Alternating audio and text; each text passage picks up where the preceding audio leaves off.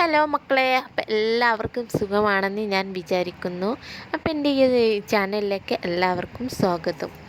എൻ്റെ ഈ ചാനൽ നിങ്ങൾക്ക് ഇഷ്ടപ്പെട്ട എന്നെ ഫോളോ ചെയ്യാനും സപ്പോർട്ട് ചെയ്യാനും നിങ്ങൾ മറക്കല്ലേ. ബിഗ് ബോസിൽ നിന്നും ഇറങ്ങിയതിന് ശേഷം ജാസ്മിൻ്റെയും ഗബ്രിയും കോംബോ ഇഷ്ടപ്പെടുന്നവരുമുണ്ട്.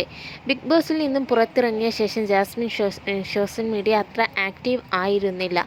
വളരെ മോശം കമൻറ്റുകൾ നേരിടേണ്ടി വരുന്നത് എന്തുകൊണ്ട് തന്നെയാണ് താരം അത്രത്തോളം ആക്റ്റീവായി സോഷ്യൽ മീഡിയയിൽ എത്താതിരുന്നത്. ഇപ്പോൾ ഗബ്രിക്കൊപ്പം ഉള്ള പുതിയൊരു വീഡിയോയുമായി ആണ് താരം എത്തിയിരിക്കുന്നത്. ഈ വീഡിയോയ്ക്ക് താഴെ നിരവധി ആളുകളാണ് വിമർശനങ്ങൾ നൽകുന്നത്.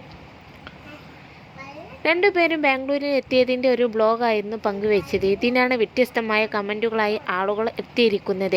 അവർ അങ്ങ് കുഴഞ്ഞു മറിയുകയാണല്ലോ. ബിഗ് ബോസിൽ ഒന്ന് കെട്ടിപ്പിടിച്ചപ്പോൾ അവളുടെ ഉപ്പ അവിടെ പോയി താക്കീത് ചെയ്തു. ഇപ്പോൾ അവൻ്റെ കൂടെ നാട് മുഴുവൻ നടക്കുമ്പോൾ അയാൾക്കൊരു പരാതിയുമില്ല.